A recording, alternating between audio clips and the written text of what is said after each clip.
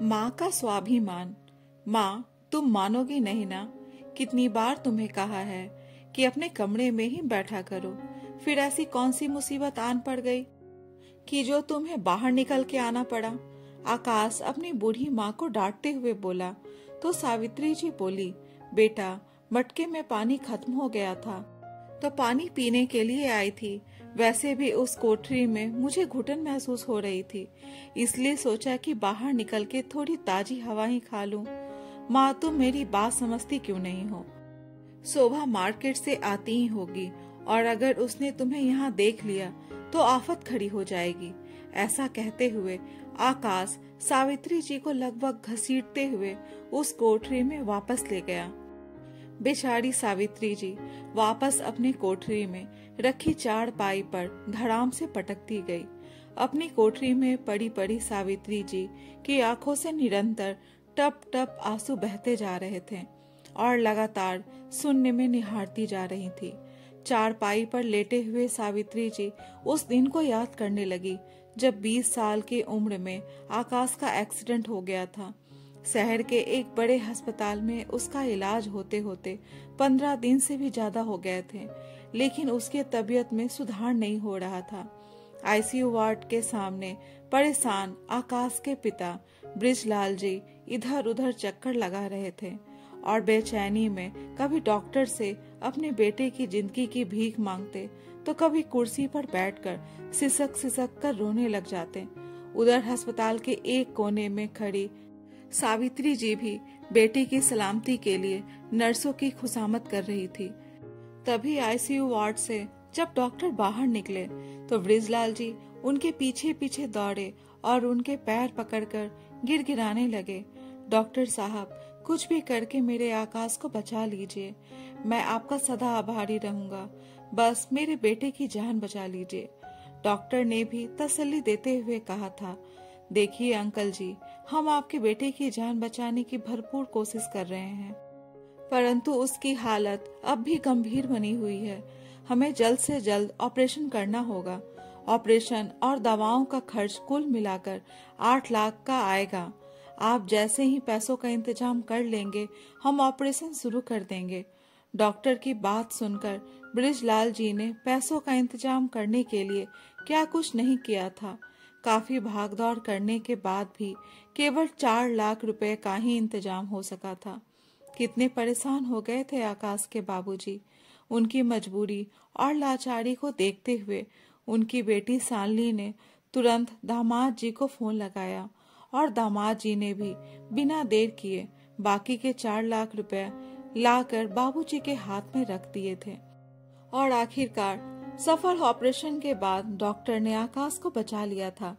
धीरे धीरे समय बीतने लगा और ब्रिजलाल जी ने मेहनत मजदूरी करके जैसे तैसे उसे इंजीनियरिंग की पढ़ाई करवाई और एक अच्छी कंपनी में उसकी नौकरी भी लग गई। फिर एक दिन आकाश ने बताया कि वह अपने साथ काम करने वाली एक लड़की शोभा से शादी करना चाहता है। देखने में बहुत खूबसूरत और बोलने में हाजिर जवाब थी। 2-4 मुलाकातों के बाद ये दोनों को लगने लगा था कि वह एक दूसरे के लिए ही बने हैं। लेकिन आकाश के माँ पिताजी को शोभा का चाल चलन और बात करने का तरीका बिल्कुल पसंद नहीं था। उधर शोभा के माता पिता ने भी इस अंतरजातीय विवाह से स्पष्ट तौर पर मना कर दिया था, परंतु दोनों ने किसी की एक न सुनी और आखिरकार दोनों की शादी करवा दी गई। फिर वही हुआ जिसका डर था। उनकी बहू शोभा इतनी तेज तर्रार थी कि आए दिन घर में कलेश करके रखती थी और सास ससुर के साथ रहना उसे कतई गवारा नहीं था। कुछ ही समय में अपने पति को लेकर किराए के मकान में रहने लगी। इसके बाद आकाश अपने माता पिता से मिलने भी नहीं आया करता था। कई बार वे बीमार हुए, उसे खबर भी दी जाती थी, परंतु वो नहीं आया। यहाँ तक कि होली दिवाली पर भी उसने कभी फोन करना भी उचित नहीं समझा। अपने बेटे से अलग होकर पिताजी को गहरा सदमा लगा। अब वह गुमसुम रहने लगे। एक दिन अचानक उन्हें सीने में दर्द हुआ और वो लड़खड़ाकर गिर पड़े। सावित्री जी को कुछ समझ नहीं आया कि क्या करना चाहिए। वे तुरंत पड़ोस में रहने वाली आकाश की चाची और अपनी देवरानी अहिल्या जी को बुलाकर ले आई। दोनों ने जैसे तैसे उन्हें संभाला और चारपाई पर लिटाया। जब डॉक्टर को बुलाया गया तो पता चला कि उन्हें हार्ट अटैक आया था। उसके बाद भी कितनी बार उन्होंने अपने बेटे को फोन किया था, लेकिन जवाब में वह मां पर ही भड़क पड़ता था। लेकिन जैसे ही उनकी बेटी शालिनी को अपने पिता की हालत के बारे में खबर मिली तो वह बिना समय गवाए अपने पति के साथ उनके पास आ पहुंची और आते ही अपने पिता से लिपट गई और रोते हुए कहने लगी कि पिताजी, अब आप और देर नहीं करेंगे, हम आपका इलाज अच्छे से अच्छे अस्पताल में करवाएंगे। परंतु बहुत साल पहले से ही अपनी बेटी और दामाद के एहसानों तले दबे थे। अब बृजलाल जी उसका और एहसान नहीं लेना चाहते थे। अपनी आंखों से टपकते आंसुओं को पोंछकर बूझी आवाज में कहने लगे कि शालिनी बेटा, अब मुझे किसी अस्पताल में नहीं जाना है, तू आ गई है ना, अब मैं बहुत जल्दी ठीक हो जाऊंगा। शालिनी ने अपने पिता की हालात में सुधार लाने के लिए दिन रात एक कर दिए। उन्हें समय पर दवा और खाना देती थी। अक्सर पलंग पर बैठकर उनके पैर दबाया करती थी। जब भी पिताजी उसे यह सब करने से मना करते तो हमेशा कहती, बाबूजी, जब हम छोटे थे तो क्या आप हमारे लिए यह सब नहीं करते थे? अब मेरा वह फर्ज अदा करने का समय आया है, तो मुझे रोकिए मत। बेटी से सेवा करवाते हुए पिताजी अपना हाथ उठाकर जैसे ही उसे आशीर्वाद देने लगे तो अचानक उनका हाथ बेजान होकर लटक गया। यह दृश्य देखते ही सावित्री जी के पैरों तले जमीन खिसक गई थी और शालिनी अपने पिताजी के मृत शरीर पर सर रखकर जोर जोर से रोने लगी। जीते जी बेटे को मिलने के लिए भी बृजलाल जी तरस गए थे। वह बेटा अपने पिता के मृत शरीर को मुखाग्नि देने के लिए तुरंत हाजिर हो गया, लेकिन उसके चेहरे पर एक जरा पछतावा नजर नहीं आ रहा था। बेटा बहू लोकाचार निभाकर वापस अपने घर चले गए। सावित्री जी अपने पति की मौत के सदमे से दिनों दिन कमजोर होती जा रही थी। कहने को तो उन्हें कोई बड़ी बीमारी नहीं थी, लेकिन जब मन ही अशांत हो तो तन कैसे बेहतर महसूस कर सकता है। पति की पेंशन से ही रोजी रोटी और दवा का खर्चा निकाल लेती थी। बरामदे में ही सारा दिन अकेली पड़ी रहती थी और अपने थरथराते हुए हाथों से जैसे तैसे 2 वक्त की रोटी पका लिया करती थी। उधर शालिनी अपनी माँ का हाल चाल जानने के लिए अक्सर आ जाया करती थी और कुछ दिन अपनी माँ के साथ रह लिया करती थी। लेकिन अब बेटे और बहू को यह डर सताने लगा कि कहीं माँ पिताजी के इस घर पर उसकी बहन और जिया जी का कब्जा न हो जाए। इसलिए आकाश अपनी पत्नी के साथ अपना सारा सामान लेकर वापस अपने पुश्तैनी घर आ गया और बहाना यह बनाया कि बाबूजी के जाने के बाद अब हम माँ को अकेले नहीं छोड़ सकते हैं। बेचारी भोली भाली सावित्री जी तो इसी बात को सच मानकर मन ही मन ईश्वर का शुक्रिया अदा कर रही थी कि चलो देर से ही सही उनके बेटे को कुछ अकल तो आई। लेकिन अपने बेटे और बहू के मंसूबों को वो समझ नहीं पाई थी। कुछ ही दिनों में देखते देखते उनकी बहू शोभा ने पूरे घर पर अपना अधिकार जमा लिया और अपनी सासू माँ का सामान एक कोठरी में पहुंचा दिया।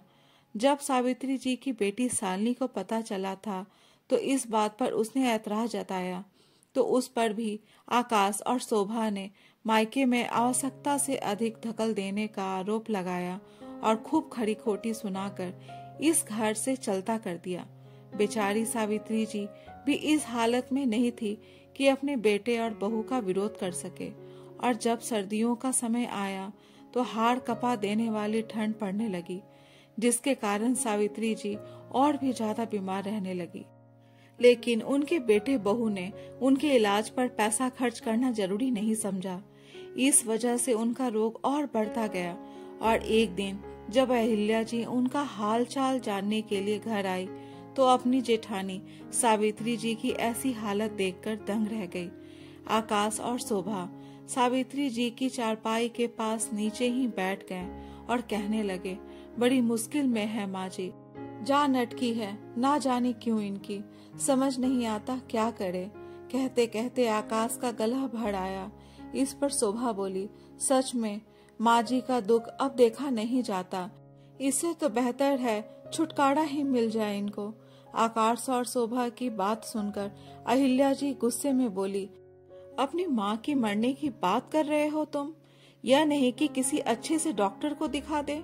अपनी चाची की बात सुनकर आकाश सकपका गया और शोभा तो नाक भाव सिकुड़ने लगी। लेकिन अहिल्या जी ने समय गंवाना उचित नहीं समझा और जल्दी से जाकर एक अच्छे डॉक्टर को बुलाकर ले आई। इलाज पाकर सावित्री जी की हालत में सुधार आने लगा और वे काफी हद तक ठीक हो गईं। अपने अतीत में झांकते सावित्री जी अपनी यादों से बाहर आ गई। जब उन्हें अहिल्या जी की आवाज सुनाई दी, सावित्री दीदी, यह खिचड़ी बनाकर लाई हूँ, खा लीजिए, उसके बाद दवाई भी लेनी है। ना अहिल्या, भूख ना है मुझे, उन्होंने उदासी भरे आवाज में कहा। अरे दीदी, कुछ खाओगी नहीं तो दवाई कैसे लेंगी, और दवाई नहीं लेंगी तो ठीक कैसे होंगी? अहिल्या जी ने बड़े प्यार से बोला। क्या करना है अहिल्या ठीक होकर के? वैसे भी तन का रोग तो दवाई से ठीक हो सकता है, लेकिन अपने मन का क्या करूं? वह बीमार है तो मैं ठीक कैसे रह सकती हूँ? अहिल्या जी कहने लगी, एक बात कहूँ आपको दीदी, यह बात दिमाग में कितनी बार आई, लेकिन आपके सामने बोल न सकी। क्या बात है अहिल्या, बोलो ना। तुम्हारी बात का कभी बुरा माना है क्या मैंने? तुमने जो मेरे लिए किया है शायद ही कोई किसी के लिए करता होगा। दीदी, आपके बहू बेटे ने इस छोटी सी कोठरी में पटक दिया है आपको, और आप चुपचाप यहाँ आ गई। वह कितने कितने दिन यहाँ झांकते भी नहीं। आपकी बहू शोभा तो अपने बच्चों को भी दादी के पास नहीं आने देती। बीमार होने पर आपका इलाज तक नहीं करवाते। ऐसा बुरा व्यवहार करते हैं जो कोई अपने दुश्मन के साथ भी ना करे। फिर भी आप उन्हें कुछ नहीं बोलती। ऐसा क्यों?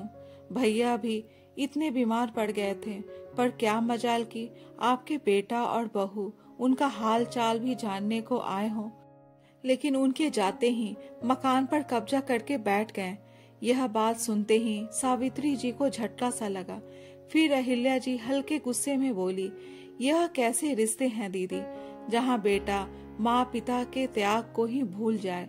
बेटा बहू अपनी बूढ़ी माँ को एक फालतू सामान समझ ले और अपनी माँ की ही मौत की दुआ मांगे। दीदी, सास भी तो माँ ही होती है। हमने तो हमेशा यही सुना है कि सास को माँ का दर्जा दिया जाना चाहिए। मेरे घर में तो आज भी मुझे ही सबसे ज्यादा महत्व दिया जाता है। मुझे तो किसी ने पुराने सामान की तरह अलग थलग करके नहीं फेंक दिया, तो आप क्यों यह सब सह रही हो? यह सब अहिल्या जी ने कहा तो सावित्री जी अपने आंसू पोंछते हुए बोली, अहिल्या, आखिर औलाद तो अपनी है, कितने लाड प्यार से पाला था उसे, तो उससे क्या गिला करूं? लेकिन दीदी, जब रिश्तों में स्वार्थ आ जाए तब यह खोखले हो जाते हैं। तब उनसे कोई गिला शिकवा नहीं किया जाता, बल्कि उनकी औकात बताई जाती है और अपनी औकात दिखाई जाती है। जब बच्चे ही अपने माँ बाप का महत्व नहीं जानते, तो ऐसे में माँ बाप का ही फर्ज है कि वो अपने बच्चों को सही रास्ते पर लाए, फिर चाहे माँ बाप को कोई भी युक्ति क्यों न अपनानी पड़े। लेकिन उन्हें यह बताना बहुत ही आवश्यक है कि हम बूढ़े जरूर हुए हैं, लेकिन लाचार बिल्कुल भी नहीं हैं। अहिल्या जी की बातों में सावित्री जी को अंदर तक झकझोर कर रख दिया था। अहिल्या जी के जाने के बाद सावित्री जी सोच में पड़ गई। यूँ तो उनकी उम्र बहुत ज्यादा नहीं थी, वह लगभग 62 साल की थी, परंतु पति के जाने का गम और अपने ही बेटे बहू की बेरुखी ने उन्हें समय से पहले ही बूढ़ा कर दिया था। कहने को तो उनके 2 पोते थे, पर उनके पास आकर बैठने की फुर्सत किसी को भी नहीं थी। इस बीमारी में केवल अहिल्या जी ही उनकी मदद कर रही थी। अपने ही घर की एक छोटे से कोठरी में सिमट कर पड़ी थी सावित्री जी। यह सब बातें सोचते सोचते आंख लग गई और नींद में ही उन्हें एक आवाज सुनाई दी, अरे सावित्री, तू मालकिन है इस घर की। इस घर की एक एक चीज तेरी बनाई हुई है। याद कर, कितने चाव से सजाया था तूने इस घर को। ब्रिजलाल जी बोले, जी देखिए ना, मेरा घर तो अब मेरा ही नहीं रहा। मुझे तो इस घर में चलने फिरने भी नहीं दिया जाता। ताजी हवा खाने का हक भी नहीं है मुझे। अपने ही बेटे के मन में मेरे लिए कोई इज्जत नहीं है। सावित्री जी बुदबुदाने लगी। सावित्री, जब तुम्हारी कोई कदर ना जाने तो तुम उसे अपना महत्व बताओ। यूं ही अपनी जिंदगी बर्बाद मत करो। तुम्हें ऐसी हालत में देखकर मेरी आत्मा भी शांति से नहीं है। बृजलाल जी बोले। इतने में सावित्री जी की नींद खुल गई और वो चारों तरफ देखने लगी, लेकिन जिसे वो ढूंढ रही थी वह तो वहां थे ही नहीं। उन्हें एहसास हुआ कि वह सपना था, लेकिन उसके बाद सावित्री जी में बहुत बदलाव आया। अब वो समय पर खाना खाने लगी और दवा लेने लगी और कुछ ही दिनों में ठीक हो गई। हाँ, बढ़ती उम्र के साथ शरीर में कुछ कमजोरी जरूर थी, परंतु इतनी भी नहीं कि चल फिर ना सके। आज सावित्री जी अपनी कोठरी से निकलकर हॉल में आकर बैठ गई। उन्हें देखते ही तुरंत उनका बेटा आकाश बोला, माँ आप बाहर क्यों आ गई? माँ कुछ चाहिए था तो आवाज लगा देती। शोभा ने देख लिया तो बहुत गुस्सा होगी। ऐसा कहते हुए वह जैसे ही माँ की कलाई को पकड़कर वापस कोठरी की तरफ ले जाने लगा तो उन्होंने उसका हाथ झटक दिया और दबंग होकर बोली, क्यों गुस्सा होगी वह मुझ पर, और क्या हक है उसका? यह घर मेरा है और मेरी मर्जी, मैं जहाँ जाऊँ। वह होती कौन है मुझे मेरे ही घर में घूमने फिरने से मना करने वाली? आकाश अपनी माँ का यह रूप देखकर हैरान रह गया। हमेशा डरी सहमी सी रहने वाली सावित्री जी आज कड़क आवाज में बोल रही थी।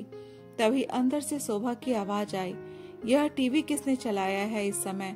टीवी चलाने वाली इस घर की मालकिन है और मुझे नहीं लगता कि किसी को भी इस बात पर ऐतराज होना चाहिए। सावित्री जी जोर से बोली और उनकी आवाज सुनकर शोभा भड़कती हुई बाहर निकली। माँ जी, आप यहाँ? आपकी हिम्मत कैसे हुई यहाँ आकर बैठने की? थोड़ी देर में मेरी किट्टी पार्टी की सहेलियां घर में आने वाली हैं, इसलिए आप चुपचाप अपने कमरे में वापस चले जाइए। बिल्कुल नहीं, आज मेरा टीवी देखने का मन है, इसलिए आज तो पूरा दिन टीवी चलेगा। तुम अपनी सहेलियों को मना कर दो। कहते हुए सावित्री जी आरामदायक मुद्रा में बैठ गई। यह नजारा देखकर आज शोभा और आकाश दंग रह गए थे कि ना जाने इतना आत्मविश्वास कहाँ से आया माँ जी को। तुम सुन रहे हो ना, तुम्हारी माँ ने क्या कहा? शोभा ने अपने पति की तरफ गुस्से से देखते हुए कहा। तो आकाश बेबाक हो बोला, माँ तुम अपने कमरे में चली जाओ। आपने सुना नहीं कि यहाँ किट्टी पार्टी होने वाली है? देखो बेटा, भले ही तुम बीवी के गुलाम हो, लेकिन यह कतई मत भूलना कि यह घर मेरा है। सावित्री जी अभी बोल ही रही थी कि डोरबेल बजी। शोभा ने दरवाजा खोला तो सामने वकील साहब खड़े थे। वकील साहब आप? उन्हें अंदर ले आओ, मैंने ही बुलाया है। लेकिन क्यों? आकाश और शोभा ने चौंकते हुए बोला, अपनी वसीयत करवाने के लिए। सावित्री जी ने कहा तो इस पर आकाश बोला, वसीयत पर क्यों? आपका इकलौता बेटा होने के नाते इन सब पर मेरा ही तो अधिकार है। आकाश एकदम से बोला, वाह बेटा, अधिकार याद रहा, लेकिन कर्तव्य उसका क्या? सावित्री जी बोली, हम अपना कर्तव्य निभा तो रहे हैं। शोभा ने कहा तो सावित्री जी चुप न रह पाई। हाँ, माँ को एक कोठरी में पटक देना और उसके बाद झांक कर भी ना देखना कि वह जिंदा भी है या मर गई। उसे सबसे अलग थलग रखना, मानो वह माँ ना हो, बीमारियों का भंडार हो। अगर इसी को फर्ज निभाना कहते हैं तो तुमने बखूबी फर्ज निभाया है बेटा। लेकिन यदि इसी तरह से रहना है तो मैं अकेली भी रह सकती हूँ, फिर मुझे तुम्हारी कोई जरूरत नहीं है। इसलिए मैंने निर्णय ले लिया है कि अगले महीने से मैं इस घर को किराए पर दे रही हूँ। तुम लोग आज ही मेरी कोठरी में अपना सामान ले जाओ और मैं अपने लिए एक कमरा रखूंगी और घर का बाकी सारा हिस्सा किराए पर दे दूंगी, ताकि मेरा खर्च भी निकल सके और तुम्हें भी मेरे फर्ज से मुक्ति मिल सके। इतना कहने की देर थी कि आकाश और शोभा दोनों ही तुरंत आकर सावित्री जी के चरणों में गिर पड़े। उस माँ के चरणों में जिससे बात किए हुए भी उन्हें ना जाने कितने दिन हो गए थे। आप ऐसा तो मत कहिए माँ, हम कैसे रह सकते हैं उस कोठरी में? मैं अपनी कंपनी में इंजीनियर के पद पर हूँ और मुझसे मिलने के लिए तो कोई न कोई आता ही रहता है, और फिर शोभा की भी सहेलियां आती है। जब वह हम लोगों को कोठरी में देखेंगी तो हमारी क्या इज्जत रह जाएगी। फिर आप यह भी तो सोचिए कि हमारे साथ आपके 2 पोते भी हैं, उनकी पढ़ाई लिखाई तो हो ही नहीं पाएगी। आकाश हाथ जोड़ते हुए बोला, वाह क्या खूब कहा है तुमने। जब तुम्हारी माँ वहाँ रह रही थी तब कोई दिक्कत नहीं थी, और जब तुम्हें खुद को रहना पड़ेगा तो कलेजा मुंह को आने लगा। और कौन से पोते? वह जिन्हें तुम मेरे पास तक नहीं आने देते। मैं क्यों उनके बारे में सोचूं? अब जो मैंने निर्णय कर लिया सो कर लिया।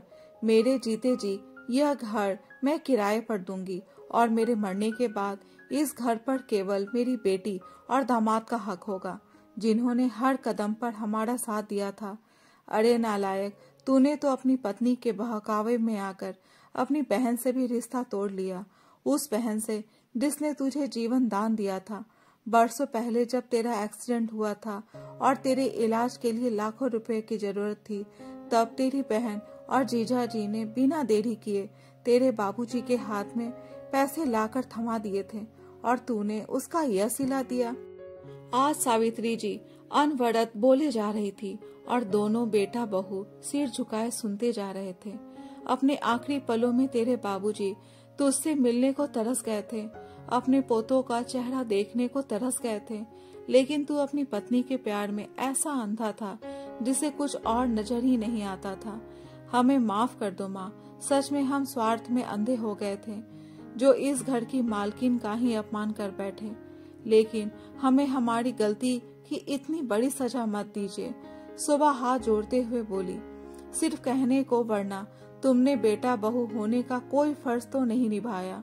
सिर्फ एक खोखला रिश्ता है तुम्हारे साथ मेरा, पर फिर भी मैं माँ हूँ। मैंने तो तुम्हें कभी खुद से अलग नहीं माना था।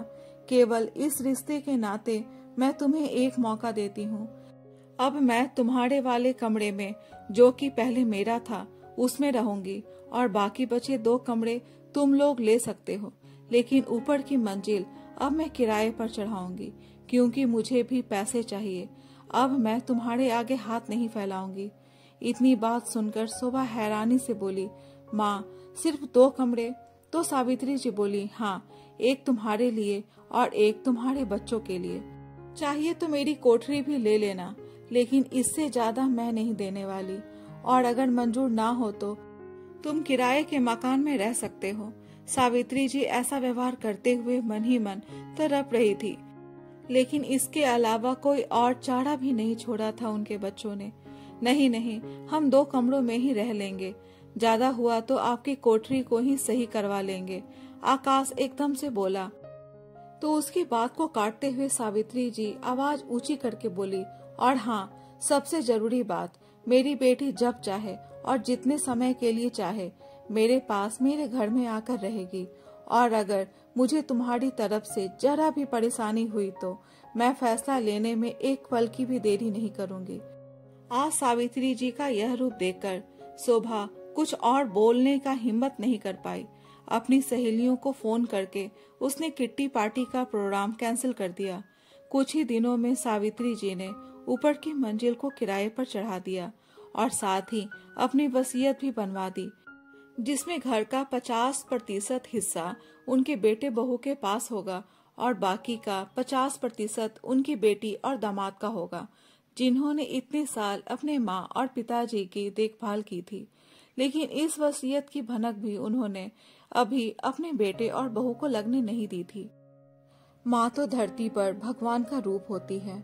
अरे भगवान को भी जन्म लेने के लिए माँ की जरूरत पड़ी, तो फिर हम तो एक इंसान हैं। दोस्तों, ये कहानी कैसी लगी कमेंट बॉक्स में अपने विचार जरूर बताएं, और अगर कहानी अच्छी लगी हो तो कहानी को लाइक, शेयर और चैनल को सब्सक्राइब जरूर करें। कहानी सुनने के लिए धन्यवाद।